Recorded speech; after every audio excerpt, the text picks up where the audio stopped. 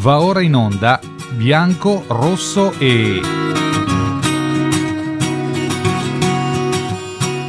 in collaborazione con l'Associazione Italiana Sommelier e la Federazione Italiana Sommelier Albergatori e Ristoratori.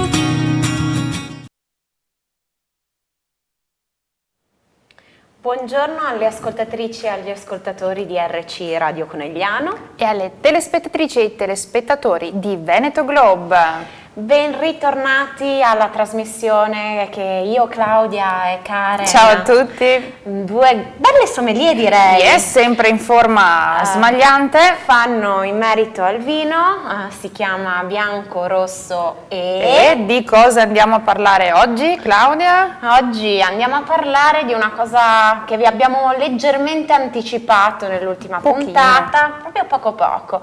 E dopo aver affrontato tutto l'esame visivo del vino, con la limpidezza, il colore e la consistenza, che cosa potremmo andare a spiegarvi oggi che si avvicini e che sia molto particolare e tipico poi del nostro territorio? Finalmente si beve. Allora, vi diamo uno spunto concreto per potervi mettere alla prova. Allora, vi parliamo oggi di un vino che è una delle eccellenze, una perla rara del nostro territorio, fa parte della DOCG Colle di Conegliano e si chiama Torchiato di Fregona.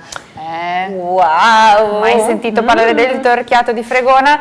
Beh, in realtà che cos'è il Torchiato di Fregona? Non è altro che un vinsanto. Mi sa che è un termine non proprio sconosciuto. Ma direi proprio di no. E se io dico vinsanto, Claudia, tu cosa dici? Ma Cantucci? Eccola là, ti pareva? Ma giustamente tutti quanti andiamo con la mente subito in Toscana quando parliamo di vinsanto. Ma in realtà tutto la gloria e il rispetto del vinsanto toscano lo teniamo, lo riserviamo per un'altra puntata, ma bisogna parlare di vinsanto come una tradizione. E infatti sì, forse un po' la santità c'entra perché a livello ecclesiastico, come sappiamo, il vino ha una certa importanza nella ritualità religiosa e i sacerdoti un tempo volevano anche qualcosa di assolutamente pregiato e prelibato da utilizzare all'interno della messa. Direi proprio di sì. Quindi non si lasciavano scappare proprio questi vini un po' liquorosi e un po' dolci, che poi noi adesso vi spieghiamo anche perché vengono chiamati vinsanti. C'è un motivo, perché prima di Pasqua iniziano la loro strada per diventare vino, giusto Claudia? Esattamente, quindi si parlerà di passiti oggi e io vi lancerei anche una sfida. Se avrete mai l'occasione di andare in una cantina della tradizione dei nostri luoghi, che possibilmente sia vicino ad una chiesa, vi sfido ad ascoltare, che poi non è una sfida ma è semplicemente un piacere, tutto quello che il proprietario vorrà raccontarvi e a degustare i prodotti e a chiedergli sotto banco un po' di vinsanto, sì, perché è una tradizione che continua ad essere fatta e se nel caso foste simpatici al proprietario, avrete l'occasione di degustare qualcosa di unico e indimenticabile che solitamente viene riservato alla famiglia e appunto al sacerdote. Certo, perché questo vinsanto, vi accorgerete, in realtà non dico che sbuca da tutti i cespugli, però è una grande tradizione che potete trovare più spesso di quanto immaginate. Ma se andiamo nella zona di Fregona, ecco qui le leggende religiose si respirano, perché effettivamente come è nato questo Torchiato, che ha più di 500 anni di tradizione, quasi 600, ecco all'epoca si racconta che un sacerdote, raccogliendo un po' le primizie dell'anno agricolo, si era ritrovato con talmente tanta uva che non poteva lui effettivamente vinificarla. Allora che cosa ha fatto? L'ha messa da parte aspettando che i suoi parrocchiani avessero il tempo, sbrigate tutte le faccende autunnali, di poterla utilizzare per preparare per lui il vino per la messa. E aspetta, ormai l'uva si era appassita, si era concentrata e quindi hanno aspettato fino a quasi la primavera successiva, prima di Pasqua, ecco perché si va a torchiare alla settimana santa, ma ormai veramente l'uva era tutta raggrinzita, il mosto molto dolce, e quel che ne è uscito poi, insomma, il sacerdote era talmente contento che era fin una goduria andare a messa anche solo a guardare il calice e via. Questa è una delle leggende. Poi è un nettare, ecco. Beh, insomma, esatto. Nettare degli dei. Un nettare prezioso. C'è chi invece racconta che è stato semplicemente un contadino che, per far maturare meglio l'uva in seguito a un'estate un po' più fredda, ha deciso di farla appassire, maturare un po' di più gradualmente su questi fruttai, su questi graticci. Un contadino di Ciser, una località che citiamo, ecco, visto che la leggenda merita questo spunto, e da lì nacque il torchiato di Fregona. Poi si parte con la torchiatura, poi il vino lentamente, questo mosto dolcissimo, va a fermentare. E quindi vi stiamo dando già alcune informazioni molto preziose, ossia rispetto alle puntate che abbiamo fatto sulla vinificazione, qui siamo di fronte a un'uva passita. E mettiamo in mezzo il legno anche. Esattamente, e cosa succede? Si concentra il tutto perché evaporano i liquidi e l'hai chiamato proprio giustamente torchiato. E perché viene chiamato torchiato?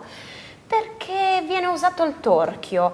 Solitamente in una vinificazione di un vino non passito abbiamo una pressatura cosiddetta soffice delle uve appena raccolte, anzi vi ricordiamo bene che quando si raccoglie l'uva ci si deve praticamente precipitare in cantina per evitare che inizino le fermentazioni, e invece in questo caso l'uva la lasciamo lì, intatta, ad appassire.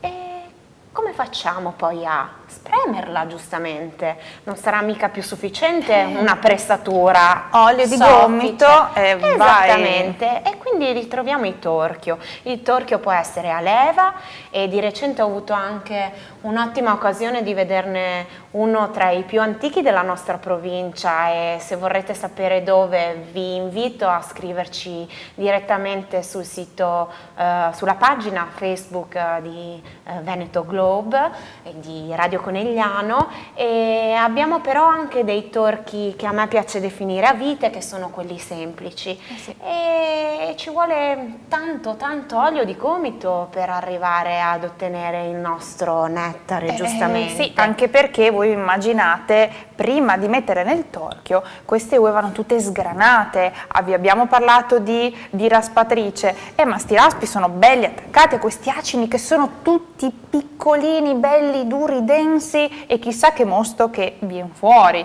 E allora lì si fa uscire questo nettare degli dei già in partenza. La fermentazione sarà molto più lenta, perché anche i lieviti sono lì che sono un po' imbarazzati di fronte a tutto questo zucchero, a tutto l'alcol che poi si genera, e che effettivamente è un pochino più lenta. Poverini, gli diamo un pochino di tempo. E la fermentazione avviene anche in dei contenitori, come poi per la maggior parte dei vini santi, particolari. Sono dei caratelli, sono delle piccole botti, possiamo chiamarle così? Esattamente, i caratelli sono solitamente usati per fare grappe e nocini, ma hanno un ottimo impiego anche nell'ottenimento e nella produzione dei vini santi.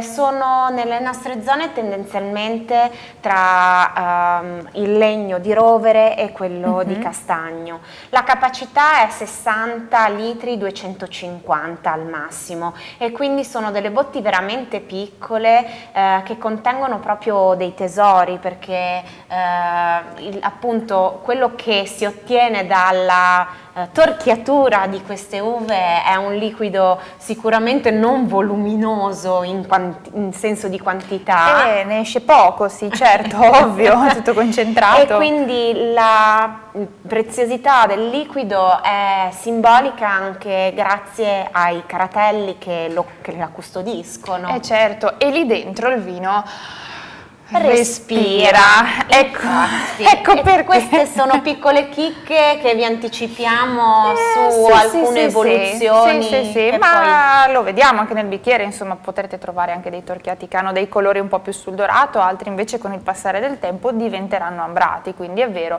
lì il vino respira e può evolvere all'interno del caratello per diverso tempo, anche per anni. Ma tradizionalmente bisogna citare, insomma, il momento in cui viene svinato, il vino viene separato dai suoi suoi sedimenti, può essere rimesso in un altro caratello oppure può essere imbottigliato.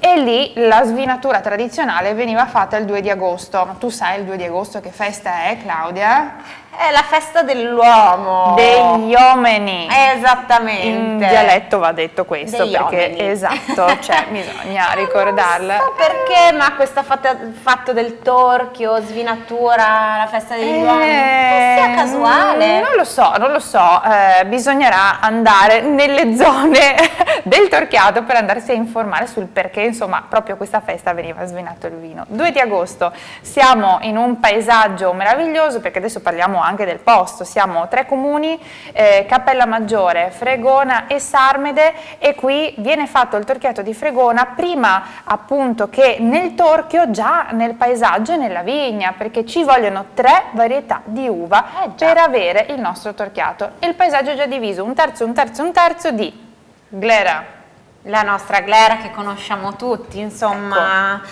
prosecco, Esattamente. e ci mette sempre lo zampino anche qua.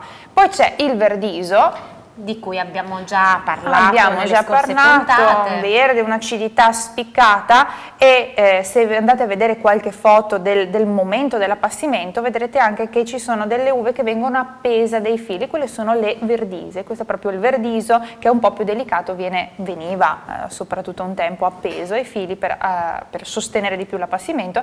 E poi c'è rullo di tamburi, Boschera, mai sentito parlare, un po' più È una difficile. cosa piuttosto rara da trovare, infatti anche in quantità il torchiato non è che venga prodotto come il prosecco. Bisogna dire che insomma ecco una rarità, ma che vale la pena. Qui la Boschera è sopravvissuta, quindi bisogna dare merito a chi si impegna e fa questo vino, mantenendo un vitigno che rischiava l'estinzione. Boschera, questa bella presenza anche in campagna, degli acini puntinati dorati, leggermente aromatica, che vale la pena insomma ricordare in questo uvaggio. E così i nostri 3 vitigni danno luogo al nostro super torchiato.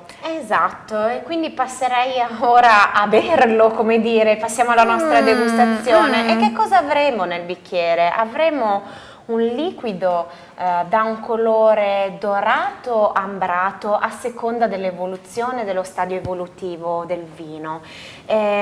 Questo colore sarà aiutato da questa consistenza molto presente e possente. Sappiamo appunto, essendo un vino fatto da uve passite, avremo una concentrazione di sostanze estrattive e di alcoli che sarà veramente elevata, quindi avremo poi un corpo e una struttura, oltre che un grado alcolico presenti nel nostro vino. E che cosa potrebbe dare adito questo colore ambrato, dorato, con sfumature ambrate?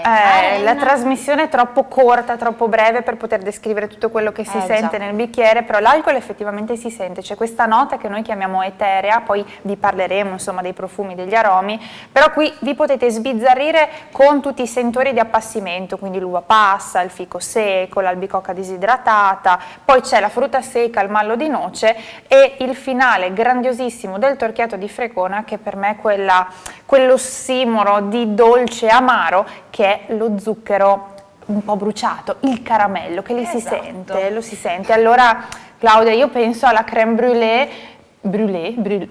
giusto? Brûlée. Ecco, brûlée, perfetto, però tu che sei una cuoca sopraffina già ti sarai fatta un film con tutti questi sentori. Sì, perché poi in bocca il torchiato sicuramente con tutta questa presenza di zuccheri, di glicerina, sarà un vino molto morbido, avvolgente, vellutato, ma avremo comunque la fortuna di avere un vino tuttora fresco, sì. e quindi E lì una c'è acidità il verdiso presente, che aiuta, il verdiso, ma lo stesso prosecco, insomma C'è. sono delle uve che hanno un'acidità abbastanza sostenuta. E quindi con che cosa lo abbiniamo, Vai. Karen? Non so perché, ma tradizione con tradizione mi ci vede proporvi un bel tiramisù di quello proprio vero, autentico, magari non troppo dolce, perché sì, come vedremo nelle puntate dedicate agli abbinamenti, vino dolce vuole pietanza dolce e certo. quindi la cosa più facile può essere appunto abbinarlo a un piatto della tradizione che può essere un tiramisù. Ma perché non fare un abbinamento un po' diverso, ad esempio con dei formaggi stagionati, erborinati possibilmente, e perché non dare anche un tocco esotico, direi francese, abbinando un'albicocca secca e delle noci, visto che comunque al naso abbiamo incontrato questi odori. Vi assicuro che sarà una vera e propria delizia. Io mi fido, Claudia, assolutamente. E poi abbiamo la tradizione, ovviamente, la classicità che non va mai dimenticata. Il torchiato di Fregona è ottimo con una pasticceria secca, sempre questa tipica delle nostre zone. Perfetto, va benissimo anche a tu per tu con il bicchiere da solo, anche perché il torchiato era sempre la riserva di famiglia e era un medicamento prezioso, insomma un'omeopatia dolce che va sempre a colpo sicuro, perché se al massimo raffreddore non vi passa in qualche giorno, insomma almeno vi avete bevuto un buon vino che vi ha tirato sullo spirito. Esattamente. E quando si tira sullo spirito si sta un po' prima a guarire, quindi non andate in farmacia, andate a comprarvi, andate in cantina, ad apritevi un po' di questo torchiato meraviglioso che vi riscalderà il cuore inverno, autunno, ma poi sicuramente anche l'estate e per tutte le stagioni. Bello freddo, a una temperatura fredda. Massaggiatelo anche a diverse temperature e vi regalerà emozioni diverse. Quindi siamo giunti al termine di questa puntata, ci troveremo alla prossima in cui affronteremo il gradino successivo. Iniziamo probabilmente a tuffare il naso in questi nostri bicchieri, quindi veramente e ad analizzare un po' il tutto. Fatevi passare il raffreddore velocemente, che vi mettiamo alla prova. Alla prossima Salute. puntata, ciao a tutti! Da Claudia e da Karen, ciao! Avete visto ed ascoltato Bianco, Rosso e in collaborazione con l'Associazione Italiana Sommelier e la Federazione Italiana Sommelier Albergatori e Ristoratori.